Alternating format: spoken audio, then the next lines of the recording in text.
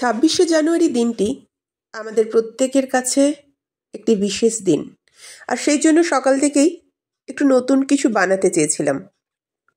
এটা বানাতে শুরু করলাম, তারই মধ্যে কিছু কথা বলে নিই।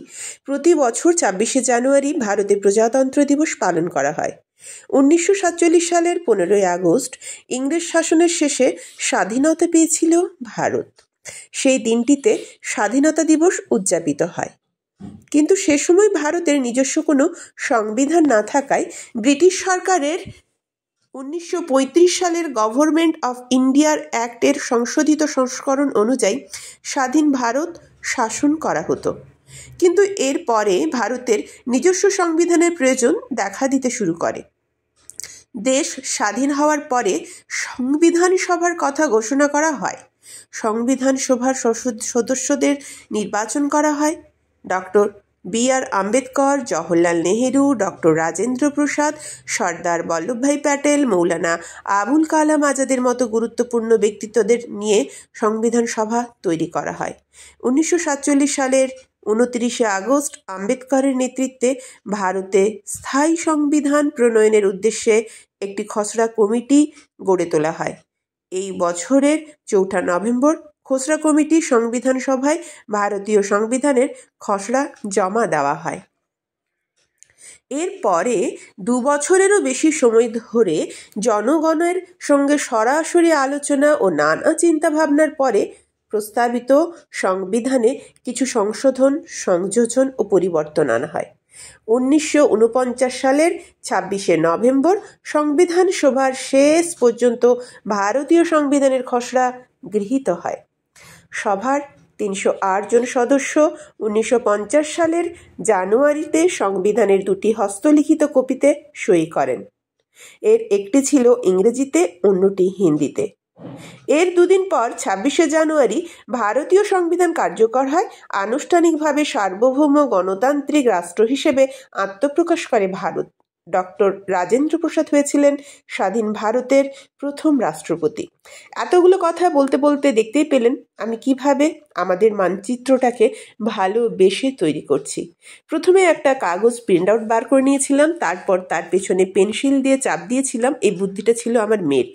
তারপর সেটাকে বসিয়ে এই বোর্ডটার উপরে ছবি তুলে ছাপ তুলে নিয়েছিলাম। ছাপ তোলার পরে তাকে ভালো করে এঁকে প্রত্যেকটা ঘরে আমি আঠা দেব আর বিভিন্ন শস্য দানা দেব। এই শস্য দানা দিয়ে এই কাজটা করার আমার অনেক দিনের ইচ্ছে ছিল, কিন্তু আজ সকালে ঘুম থেকে উঠে মনে হলো আজকের জন্য এটি সেরা। আজকে যদি না করি তবে কবে করব? তাই লেগে পড়লাম কাজে। আর আপনারা তো জানেন আমার হাতে এখন অগাধ সময়, বসে বসে সময় আর পেরোতেই চায় না। তাই শুরু করে দিলাম ভালোবেসে এই কাজটা।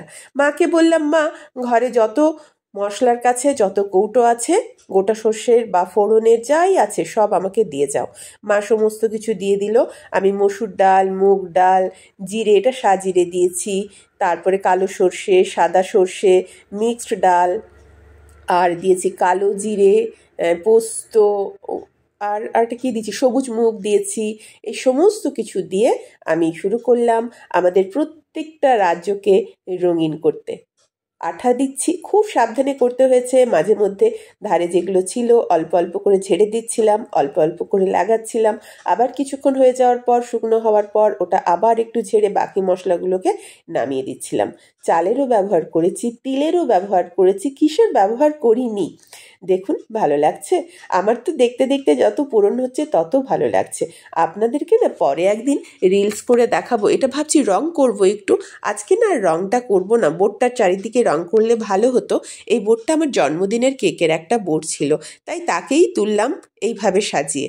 ভারতের ম্যাপ আমাদের মনের মধ্যে কত বড় যে জায়গা দখল করে থাকে সব সময়, সেটা বলে বোঝাতে পারবো না। যে যার দেশ বলে কথা। আমার দেশকে আজকে আমি এইভাবে তারই মাটিতে ফলা বিভিন্ন শস্যর দানা দিয়ে সাজিয়ে তুললাম। কেমন হলো জানাতে ভুলবেন না কিন্তু।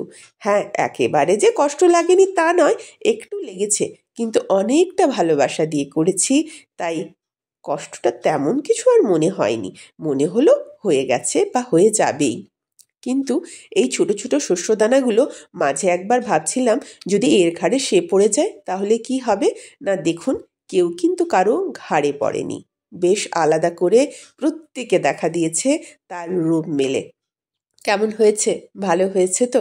তাহলে আজকের দিনটা আমাদের কাছে যেমন গুরুত্বপূর্ণ, আমার এই ফটোটাও, আমার এই ফটো ফ্রেমটা যেদিন আমি বাঁধিয়ে রাখবো সেটাও হবে খুব গুরুত্বপূর্ণ।